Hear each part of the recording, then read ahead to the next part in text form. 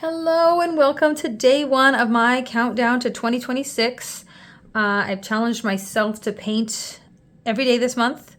And in doing that, I planned to record a little mini tutorial each day to get some practice with that as well. I've had a lot of people ask me if I teach my watercolor style and process. And it's something that I want to explore a bit more. I've done a class before with Let's Get Artsy. I hope to do more with them as well. And I just want to get some more experience.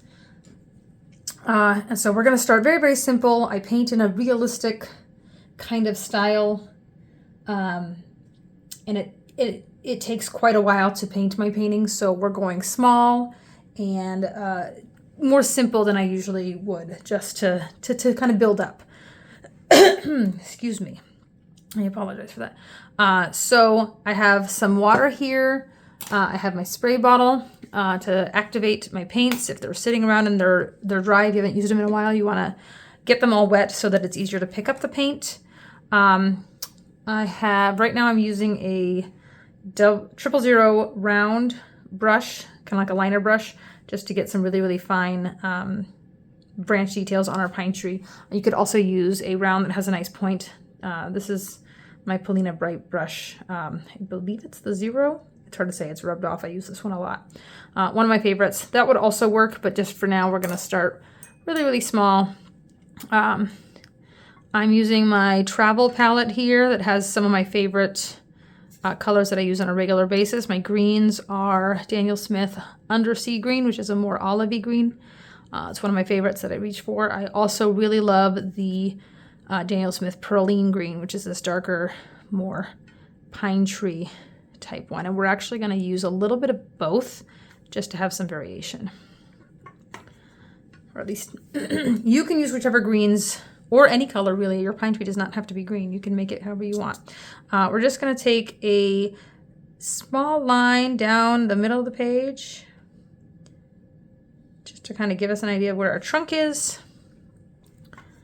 And then we're going to go in, starting at the top, and we're just going to do some little kind of scribbles, but just little hash marks.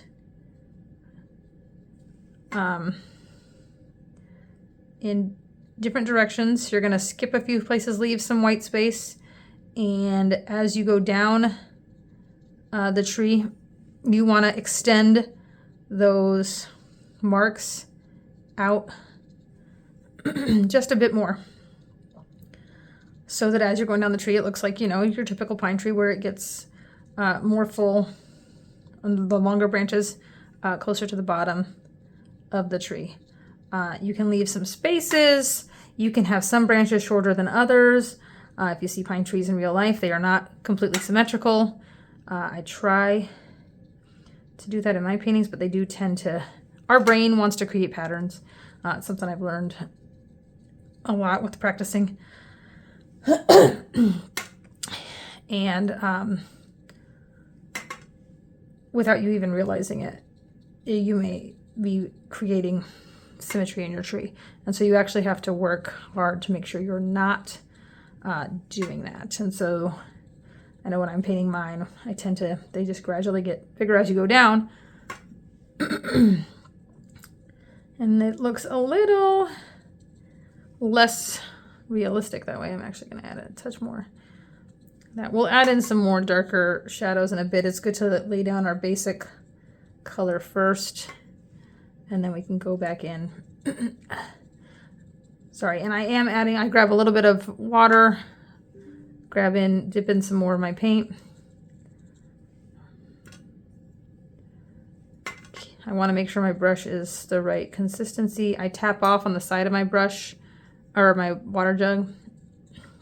So you don't want it to be too wet or it'll pool everywhere. But you do want to make sure you're getting a good bit of paint or you run out. And if your paint is starting to get dry, that's when you need a little bit more water on your brush to help spread it out more. Okay, see, and that's much more symmetrical than I wanted this to be. Okay, and then you can, up here near the front, have some of your little hash marks coming up around the front because your tree is round. And that will give a little more of the impression of that as opposed to being flat at the bottom. Sorry, every time I go to film, I swear my throat is worse.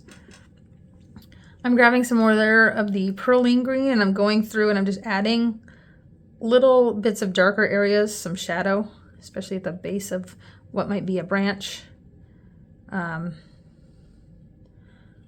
We can also, if you want, use, at the end, we can use some bleed proof white to add snow to our tree, or white gouache, white gel pen, any of those will work. But I'm just adding the shadow, especially near the base of the tree. It's always more shadow at the bottom.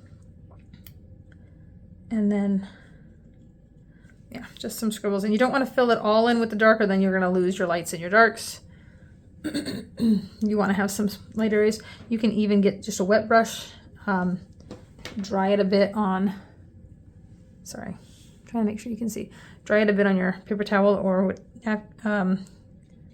napkin, then you can kind of lift some color if it got a little too dark in spots.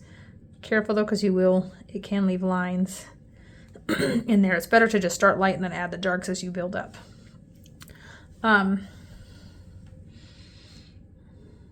Okay, the other thing we want to do, unless we want our tree to be just floating in the air, is we want to add a bit of shadow. And I'm actually going to use some of the green mixed with this sepia color here to make like a greenish gray. And I'm just going to come just below the tree here.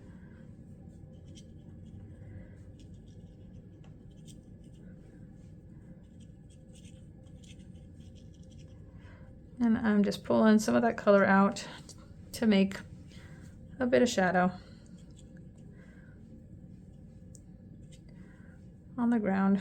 And then I want it to be darker closer to the tree. So then I'm going to go in and I'm going to drop in some darker brownish green color near the base of the tree, and it will spread out with all that wet area that we just laid down.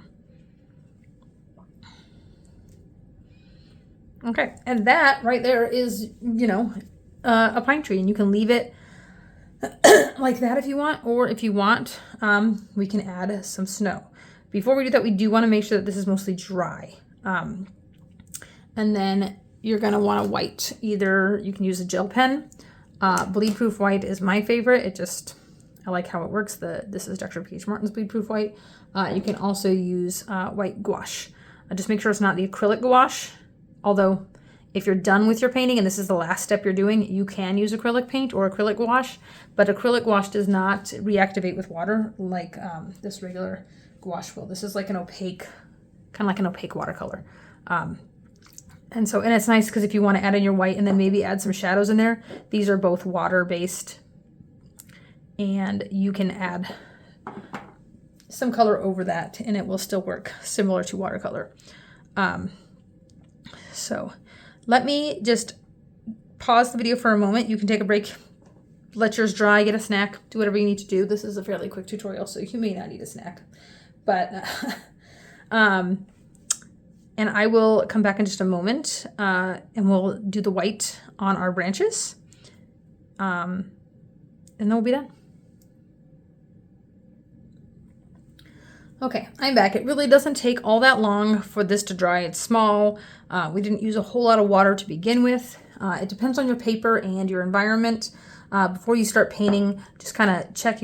I wouldn't touch it unless you're sure that it's dry. You can kind of lift it up and see if there's any sheen. If you see a sheen on your painting at all, that means it's still very wet and you do not want to start the next process yet.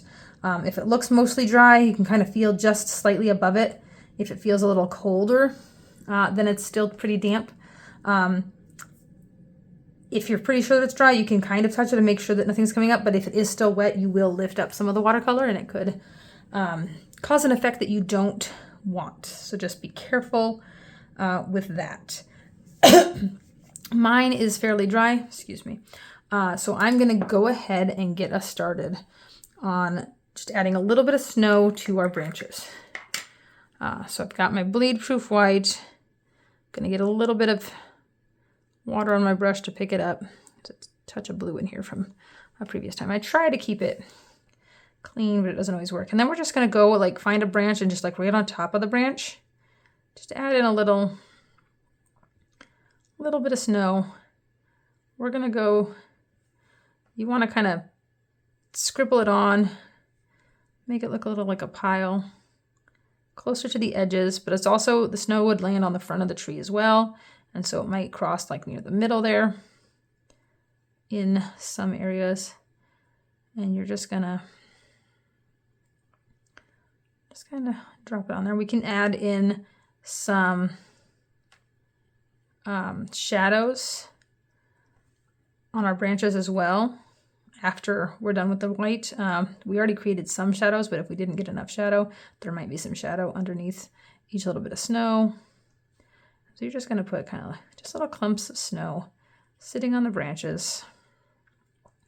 Leave plenty of green so we still know what's going on.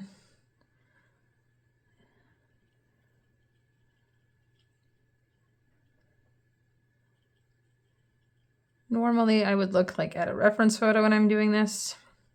It's another thing I'm trying to work on, branching out and not necessarily looking at a reference photo for everything. I have a bad habit of trying to paint every little detail that I see. And that's something I'm trying to work on. You don't want to paint literally every branch.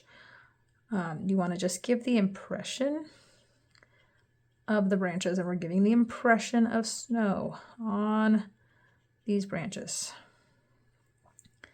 Just little clumps of snow.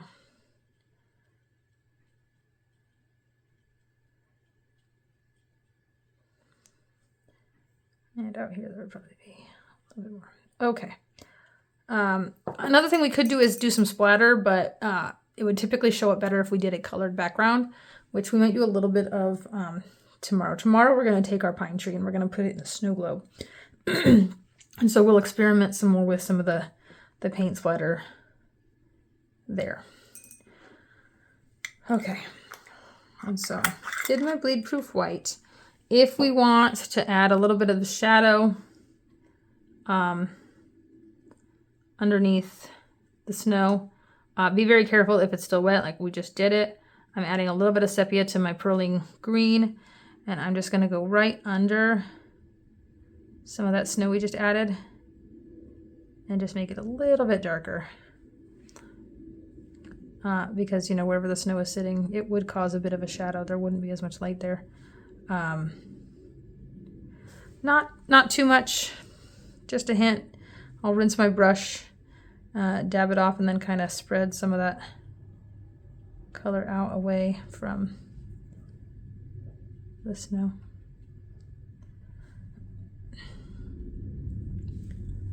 But there we go.